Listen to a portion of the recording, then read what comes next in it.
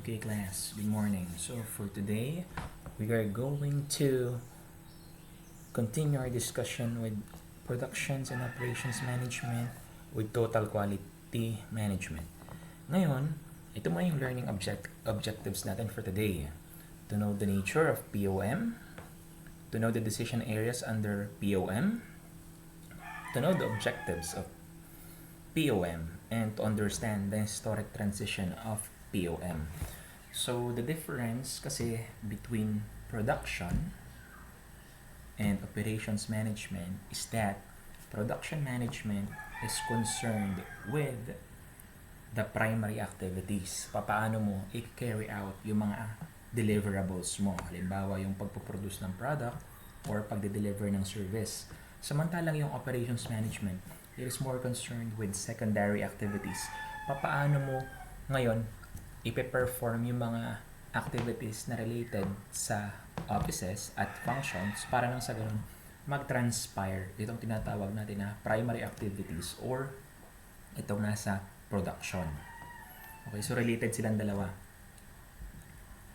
Hindi po pwedeng mag-function yung primary nang wala yung secondary. Okay?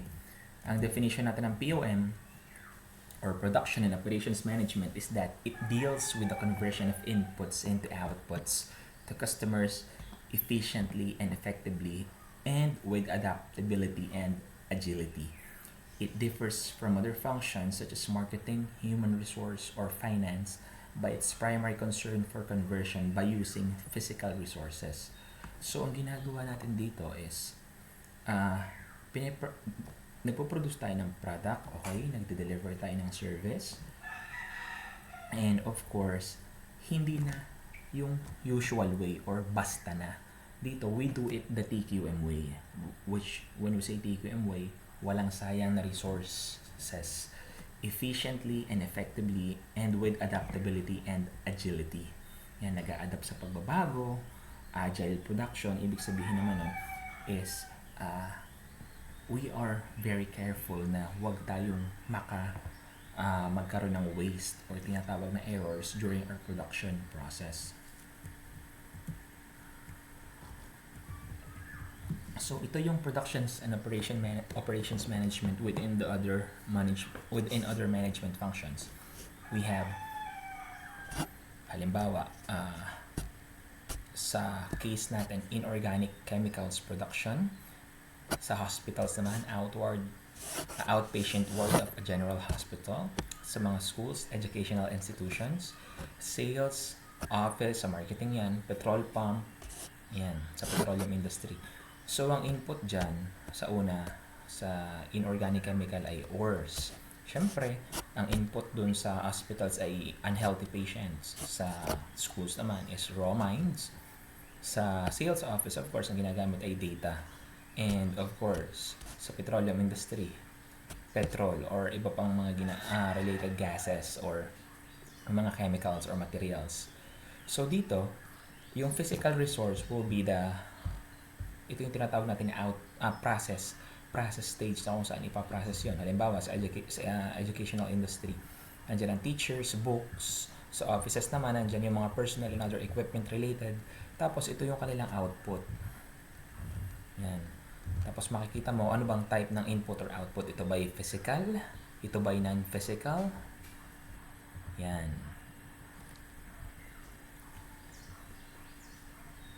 POM in providing goods and services.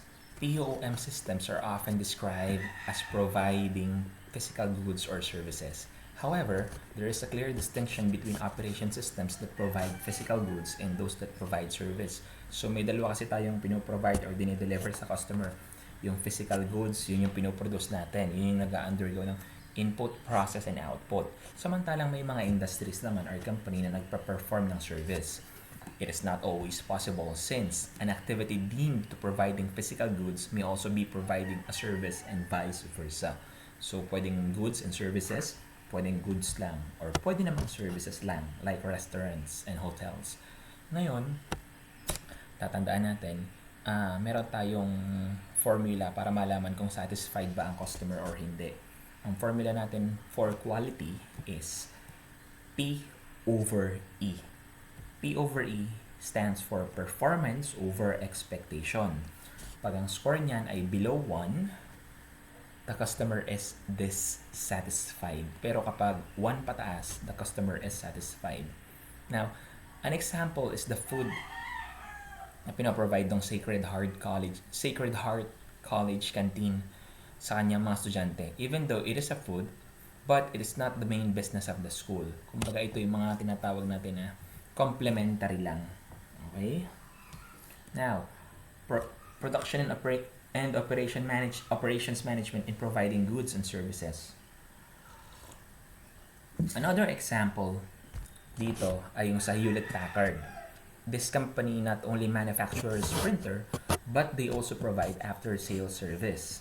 Ito yung tinatawag natin na warranty. Yan. Okay, trivia lang. Ang HP or Hewlett Packard, nabuo yung pangalan niya sa pamamagitan ng coin toss. Kasi, ang may-ari niyan, si Hewlett, at saka yung si Packard, yung kanyang partner, isip ng pangalan. Ano bang mauna? Packard Hewlett o Hewlett Packard? So, nag-coin ko sila. Tao, ibon. Nanalo si Hewlett. So, nauna yung H bago yung P. Okay? Now, thus the concepts of physical goods production and service provision are not mutually exclusive.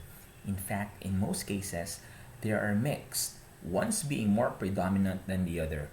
So, may mga company na hindi lang goods and services, goods lang ang pinoproduce, services lang ang pinoproduce.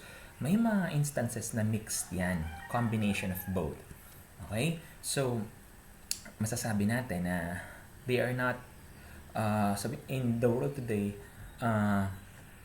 providing one would mean na baka bumagsak anytime ang company mo kasi hindi ka flexible. Ayun. So, may mga companies naman na they tend to focus on production o sa service lang kasi paniwala nila, yun yung talagang kailangan nilang gawin for them to gain profits. May iba naman, they are very, very flexible. May goods, may services na, at may iba pa. Kaso, dapat careful din tayo dyan. Kasi, may tendency na mag-cause yan ng frustration at mawala tayo sa focus. Then, mali yung investment natin ng ating pera. Okay. Now, ito yung criteria ng POM, ng performance sa POM system. Efficiency, effectiveness, and customer satisfaction. Pag sinabi natin efficiency or productive, okay, it is the utilization, it happens when the utilization of resources is clear. Whether an organization may be in the private or public sector, a manufacturing or service organization, profit-making or non-profit-making, the productive or optimal utilization of resource inputs is always a desired objective. Effectiveness has more dimensions to it, including the vital objective of the customer satisfaction. It involves an optimality in the fulfillment of multiple objectives with a possible prioritization within the objectives. In order to survive, the POM system does not only need to be profitable and efficient, but it should also satisfy customers. Pag sinabi kasi natin na efficient worker ka, wala ka sinasayang na waste wala ka sinasayang na resources. So, kahit na maganda yung ginawa mo, na-meet mo yung standards, na-meet mo yung quality na gusto ng yung boss, okay, sa service, but still, kung hindi naman satisfied si customer mo, walang kwenta yan. Always remember this, your customers are the most important asset of your business. Without your customers, definitely your business will fail. They are the lifeblood of your organization, so you need to take good care of them. Okay.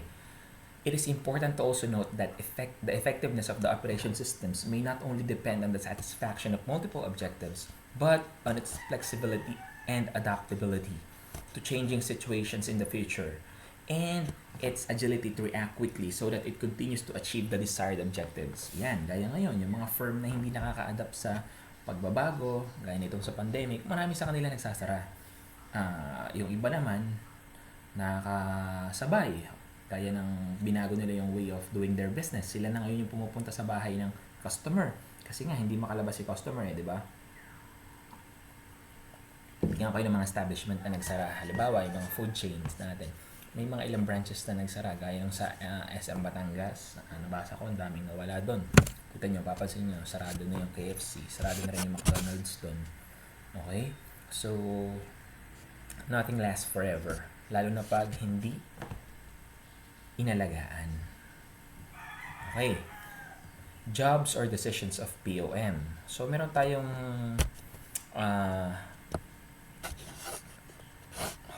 horizon dito na nagpapakita ng time frame natin sa productions and operations management. Tatandaan ninyo, meron tayong long term, short term, at intermediate term.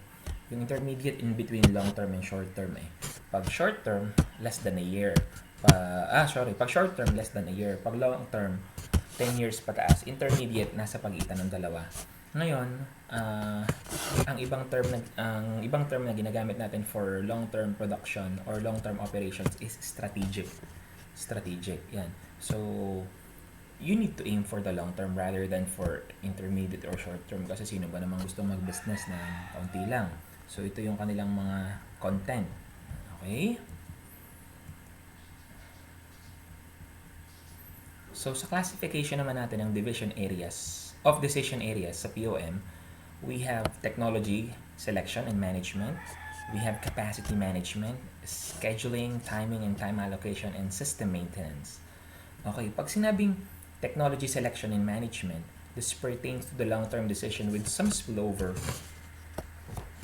into the intermediate region. Although it is not immediately connected with your day-to-day short-term operations handled in the facility plant, it is an important problem to be addressed, particularly in the manufacturing situation in an age of rapid technology advances.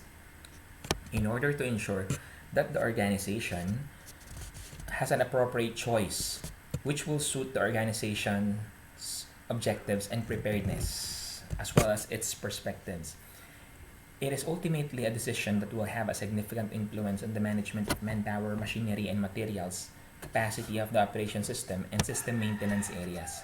So, sa pag-purchase ng technology, dapat hindi tayo nakatingin lang sa short-term impact nito sa business. Dapat sa long-term, sabihin natin na long-term benefit.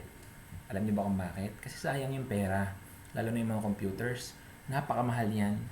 But if you can't use it in your day-to-day operations, walang kwenta yan. Halimbawa, yung isang munisipyo. May isang munisipyo kasi dito, bumili ng server computer na nagkakahalaga ng 100,000. Kaya binili ng mayor, payo lang, kailangan daw ng ganito, kailangan ng ganyan. Pero when we went there and check kung talaga bang kailangan nila, walang kwenta. Hindi naman kasi nila kailangan, kasi they are just using Microsoft Word, Microsoft Excel. Yan. So, what's the purpose of using a server? So, bali wala. Sayang yung 100k mo. Okay, pero when you are a manufacturing company, you need to have something, gaya nitong technology, na wala yung iba. Kasi mas makakabilis nito, mas ma-maximize nito yung operations mo. And what will happen is, magkakaroon ka ng edge over your competition. Pagdating naman sa capacity management, it is the aspect once framed in a long-term perspective revolves around matching of available capacity to demand or ensure that certain capacity is available to meet the demand variation. Capacity management is very important for achieving the organizational objectives of efficiency, customer service, and overall effectiveness. Kinakailangan, when our customers need it, it should be available. And when it comes to service, when they ask for it, you should be ready to provide it to them. Kasi ang customers, mabilis maging irritable ang mga yan. Ang tawag natin, irate customer. So, pag mga yan na bad trip, they will choose other products rather than our own product. Kasi si customer, konti lang yung time frame yan pagdating sa kanyang temper. Pag hindi mo na-provide, may ilan, passive, ang gagawin na lang, hindi na babalik. Pero pag yung customer na mainitin ng ulo, gaya ko halimbawa, kapag hindi mo kayang ibigay, okay, sige, alis tayo, lipat tayo ng kakainan, lipat tayo ng bibilihan. Madami pa diyang iba. So, yun. Kaya kailangan, kapag hiningi ni customer, handa agad tayong i-provide yon. Sa capacity management pa din, while lower than needed capacity results in non-fulfillment of some customer services and objectives, a higher than necessary capacity result in lowered utilization of resources. Okay. Kapag daw kasi hindi mo na provide yung kailangan ni customer, hindi mo na meet yung objectives. So, tataas ngayon or kinakailangan mo ngayong bumawi sa iyong customer. At kapag hindi mo na-meet yung mga kailangan ni customer, ibig sabihin ikaw ay poor performing. You are not utilizing every resources that you have. There could be flexibility built into the capacity availability, but this depends upon the technology, decision to some extent, and also on the nature of productions and operation systems. Kaya nga tayo may tinatawag ng mga contingency plan. While some operation systems can flex significantly, some have to use inventories of materials and or people. The degree of flexibility required depends on the customer demand fluctuations and the demand characteristic of the operation systems. So dito sa operations management, pinag-aaralan mo paano mo i-handle ang mga situations kasi sa business, araw-araw, iba-iba yung sitwasyon na mararanasan mo. May mga ma-encounter kang customer na maliligalig, may customer naman ng babait, may times na mauubusan ka ng materials or supplies. So, kinakailangan mong i-practice yung tinatawag na just-in-time principle as well as utilize all the resources that you have. Kasi kung hindi, what will happen is you will be left behind and your customers will be dissatisfied. Sabihin pa nila, ang pinakamasakit, do you know what your job is? Do you know what you're doing? So, as a manager, as a person who is handling a business, dapat alam mo yan. Alam mong maging smart, work smart, alam mong maging matalino. Kasi araw-araw mong ginagawa yan, expect the worst. Okay? Pero, kinakailangan, ready ka na. Kasi sa total quality management, prevention is better than cure.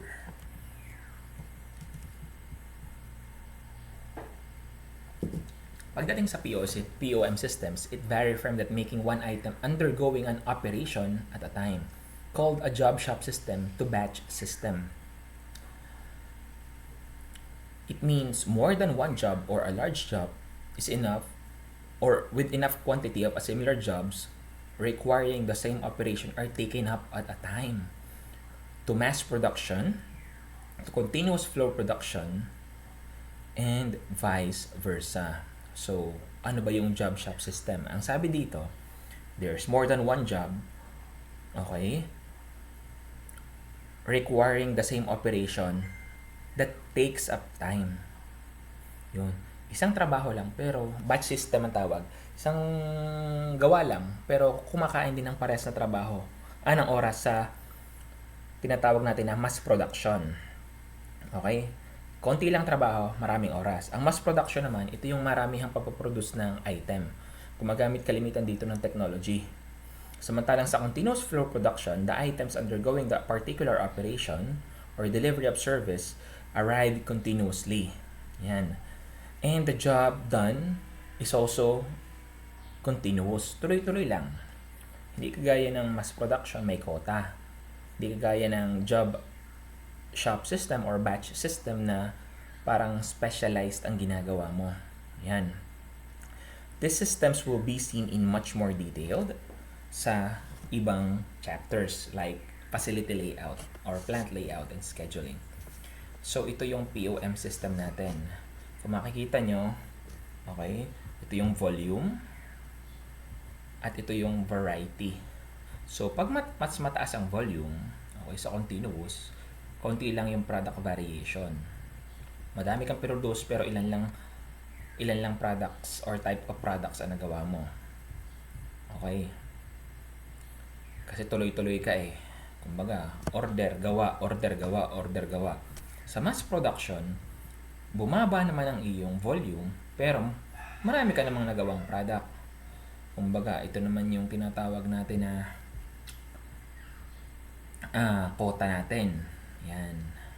Sa batch type naman, okay, at saka sa job shop, bumaba yung volume, pero yung variety natin ang dami.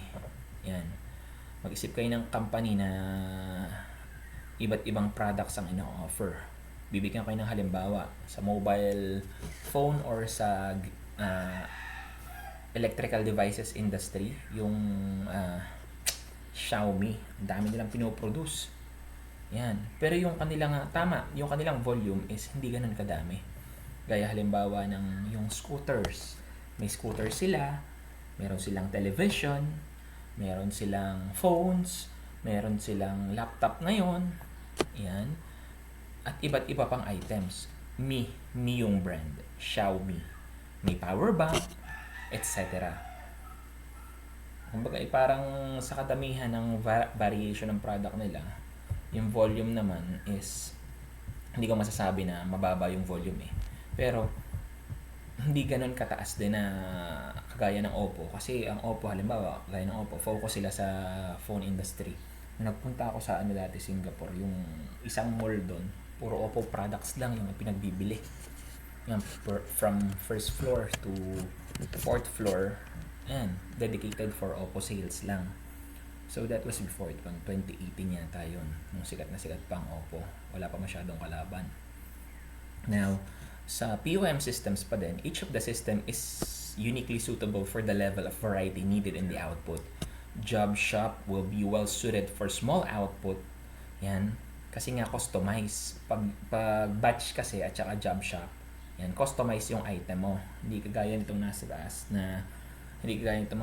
na customers yung mag-a-adjust or mag-determine kung bibili ba sila. Dito, specialized. So, dalawang yan.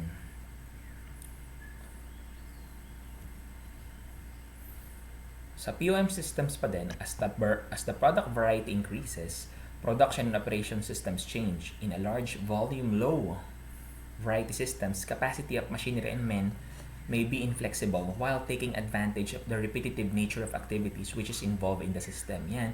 Kasi nga, tawang involved, part pa rin ngayon ng safety and health ng mga employees natin yung exposure sa machines. So, hindi sila pwede dun sa continuous. Kaya kailangan may time allotted din tayo dyan. Okay, part na rin kasi ngayon ng trabaho yung safety. On the other hand, in high variety, low demand event situations, the flexible operation systems are needed even at some cost to efficiency. So, yan. The next one is yung scheduling. Scheduling is another decision area of operations management. Kasama dito kasi papasok yung timing for different activities. It is clear that the span of fluctuations in variety and volume gets wider. So, dumadami na daw yung mga product na kailangan nating i-provide, yung volume ng products. So, scheduling is a problem and should be given an importance. Therefore, in job shop, gaya ng mga tailor shops, yan with physical stores, decisions are made on a scheduled basis. Halimbawa, para masabi mong effective ka, kailan mo i-deliver yung product kay customer? Okay, para masabi natin efficient ka, you need to make use of your machineries and labor. Yan, kasi pag hindi natin na-meet yung mga ganang bagay, customers will be irate. Mamaya magreklamo pa yan. As marami kasing instance na ang customer ngayon ay overpowered or OP. Kasi nga, they have the right, they have the money. Similarly, we can also say that the need for system effectiveness combined with efficiency determine the system structure and the importance of scheduling. Halimbawa nito, sa mass production. Pero quick dapat yung response. Pero limited siya sa mild variation or type ng item. Samantalang kapag naman, sabi ko nga, yung batch or job system, mataas yung kanyang variation pero mababa yung kanyang volume. Iilan-ilan lang. It caters to those people who have this capacity or capability of paying the company with money for specialized or limited stock items. O halimbawa yung kotse, Dodge Caliber. Sino wala ang nakita kong may ganon dito sa Pilipinas? Si Daniel Padilla. Yan. That's an example of item na limited lang or talagang rare. Mayayaman lang talaga nakakabili. Yan. Sa scheduling din, it requires a significant modification in the mass production system to bring about a hybrid system that would suit the need of the operational system goals. So, binabago natin ang production system At pag binago natin yon para mag-match sa need ng company at need ng customer natin, okay, our expectation pala ng mga customer, ang tawag natin doon ay hybrid system. Kasi nung una, company lang. Ngayon, we consider the needs and wants of the customers for our production system. So, nagkaroon ng dual requirement. Tawag natin doon ay hybrid. Okay. Pagdating naman sa system maintenance, okay, ito na yung fourth area, it involves safeguards. This implies that only the desired outputs will be produced in the normal condition of the physical resources and that condition will be maintained normally. So dito mahalaga yung pag-check ng physical and non-physical output. So ito'y trabaho ng mga tao na nasa QA, QC, Quality Assurance, Quality Control. May mga tao na hindi lang product ang chine-check, including the machineries to ensure that they would not fail. And if ever they failed, meron tayong pamalit sa kanila. In the manufacturing industry, kasama dyan yung tinatawag natin na defects. Alam naman natin, okay, ang bagay, pag binili mo, hindi yan tumatagal ng panghabang buhay. Nagpe-fail din yan. So, kaya nga tayo sa accounting, may allocation na for that sa lifespan ng isang machine. Ang tawag natin doon ay depreciation. So, every period, nagde-depreciate ang item natin. At hanggang sa makonsume na niya yung kanyang estimated useful life. Okay, parang ang printer. Diba ang printer, kailangan mo na siyang i-reset or palitan. Kapag na-reach na niya yung maximum prints, may mga parts ka na kailangan palitan. Ayan. Ang sasakyan, ganun din. Nawawala or nababa ng value. Excuse me, yung binili mo ng 1 milyon, 5 to 10 years from now, hindi mo na siya pwedeng ipagbili ng 500,000 or the same. Ayan. So, ito yung new ways naman natin of looking at the decision areas. The classification presented earlier is the traditional classification which is quite valid even until today. However, sa POM, it is always changing at may increase talaga sa demand for service orientation. Kasi ngayon, mix na nga yung binoprovide ng company kay customer. Kung may binili kang product, may kasama yung tinatawag na after-sales service.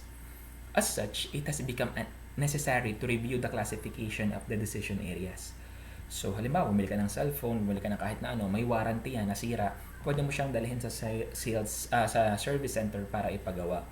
Yan. Pero sabi ko nga before, hindi lahat ng may service center is kayang gawin yung gadget or item mo. Kasi baka wala naman silang pyesa, lalo na doon sa mga bagong items. Traditionally, the focus of production and operations management discipline has been the product and production process. Pero ngayon, okay, kasama na rin yung customer service. Hence, its earlier orientation towards technology, capacity, scheduling, and system maintenance is really relevant. The focus has been internal lang. Okay? Ang tawag natin doon ay product-centric or self-centric. Pero ngayon, binabago natin yan with TQM kasi we have this customer-centric orientation. Customer focus. Yan, transition from product to people-centric production. With the changes in customers' requirements and with the changes occurring in the social setup worldwide, production and operations discipline is placing a greater emphasis on relationships with the people that interact with the firm, gaya ng customers, employees, and suppliers. So, nababago yan. It is important to maintain a desired quality and productivity. However, these are too closely related to human input. Yan. May dalawa tayong uri ng customer, internal at external. So, yung mga internal customers natin, they are our employees. External, they are those people who purchase the products and avails of the service. So, kinakailangan nating alagaan both of them. Kasi pag hindi natin inalagaan ng external customers, they will choose products of other companies. Kapag hindi naman natin inalagaan ng internal customers, they might harm our company by not delivering what should be delivered. Mamaya, mag-rally pa yung mga yan. Lalo na yung may mga union. Okay? Mahalaga rin dito yung transition from product to people center companies. Yung timing, supply, yan. And of course, kinakailangan mo rin ng space. Yan. Spatial decisions. Yung space yung pinag-uusapan natin dito, okay? is yung halimbawa sa people muna, kailangan mo alagaan yung tao mo. Sa supply, you should have every resource or the things that they need. Lalo na sa mga empleyado. Kasi you cannot give what you do not have. Yung time allocation natin for them is timeliness. Dapat they should be able to deliver the products. But managers should consider some issues gaya ng halimbawa, their health. Does the production affects their health? Yan. So, kinakailangan tingnan din yun ng company para malaman kung gaano ba sila katagal may expose sa machines, gaano ba katagal sila pwedeng magtrabaho, gaano ba sila katagal dapat na mag-work. Kasi ngayon, yung paggamit ng PPE, last resort yan. Okay, last resort habang nasa trabaho ka. Kaya nga dito sa online learning, dapat i-consider yung exposure ng mga bata as well as ng teachers sa computers. Kasi may mga tao na hindi makatagal pag nakatingin sa screen. Yan. And of course, yung space. Ang pinag-uusapan naman natin space dito, okay, yung work area. Ano ba yung standard work area para sa mga empleyado or sa mga workers na hindi magkakos ng sabihin natin na disasters or magpo-pose ng risks sa kanila. Kasi kapag hindi proper yung workspace natin, magulo. May tendency magkabangga-banggaan, masikip. Yan. So those are the things that you need to consider if you want to change your company focus from product to people center. So ito yung transition natin. Okay? Employees. Pagdating sa target people, sa employees, okay, ang decision type is HR. Affected aspect, quality, productivity, safety, security. Target people, business associates. Decision type, supply decisions. Okay? Affected aspect, supplies and capacity. Ganon din sa customers at sa lahat na. So, ito yung decisions na gagawin at ito yung mga apektado. Okay. While technologies and like the internet, robotics, and AI are advancing rapidly, okay, people under production and operations management are being removed kasi people get tired eh. Itong mga robots na to hindi nagrereklamo. Pero tandaan natin, sino ba yung gumagamit ng robots? Sino ba yung gumagamit ng computers? That is why the company requires a lot of training for those people who are specializing in the use of this technology. Kasi hindi naman yan gagalaw ng wala. Kaso nga lang, nababawasan yung mga tao natin o workers natin who are under the bottom level. Kaya yun, we are adjusting. Kaya kinakailangan ma-immerse mo yung mga workers mo so that they could utilize the technology available. In light of the above changes, the listings of jobs of POM needs to be modified. Okay. Product design is better fitted in the intermediate term as the technology in the designs keeps changing. Okay? Plant selection, manpower training, and setting up work standards, on the other hand, would rather belong to the intermediate term decisions. Such classifications is useful in knowing the firm's areas or decisions that will have impacts for a long time. So ito, nabago na yung POM, nagkaroon ng iba't ibang changes. Tingnan natin. So the scope of POM has been expanding and the discipline is getting more inclusive, from employees to business associates in supply chains to external physical environments to society at large. So, yung impact ng ating operations, hindi lang sa panloob. Gaya nga nasabi ko, hindi lang siya company-centric siya. Ngayon ay people-centric na. So, nagkaroon na dati ng enhanced labor efficiency, improved management systems, emphasis on human relations, globalizations, and service to society. All in all, pinapakita mo na you are drawing the customers or people towards the company. Para nang sa ganun, they would always patronize the products and services that we offer. At ang tawag doon, nabibuild yung ating tinatawag na reputation. Okay. Organizations are now noticing that what is beneficial to the larger society is also beneficial to the organization. Okay. This does not mean, however, that individual employee efficiencies, operations planning and control technique systems, and strategies are less relevant. Hindi naman sa walang kwenta yun. Pero yung research natin ngayon, nakabase siya kung paano mo i-attract ang mga tao towards your company. At kalimitan ng iba, ginagamit yung mga artists or people who have great influence on them. Gaya halimbawa nung sa akin, yung mga kilalang artist na nakakapag-convince para bumili ka. Halimbawa, gaya nung sa kay Chris Aquino, sabi niya, hindi daw siya gumagamit ng product na, or nagpo-promote ng product na hindi niya ginagamit. So, ang tendency ng mga tao is bumili ng product na yun kasi ginagamit pala to ni Chris Aquino. Yan. So, materials and supplies management was important in yesteryears. Pero ngayon, in the light of environment and other concerns, okay,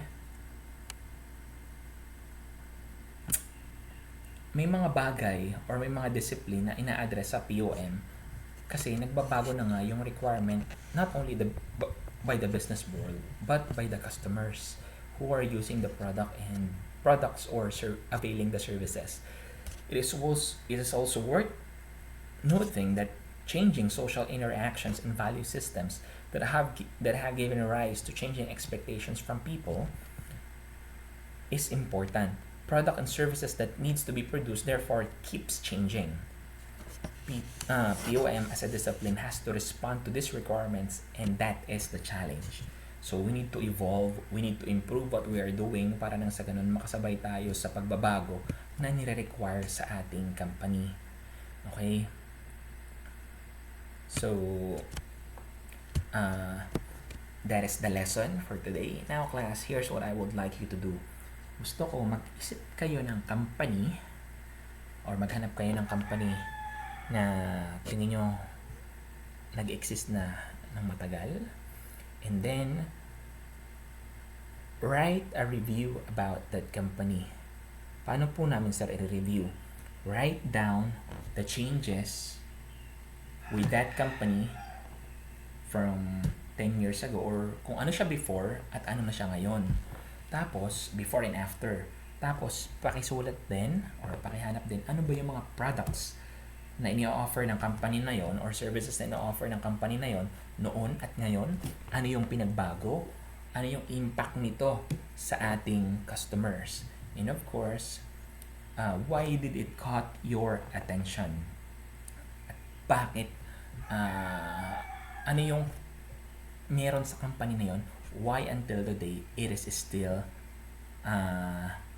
operating or it has survived the so-called surpass the risk and other related issues na kanyang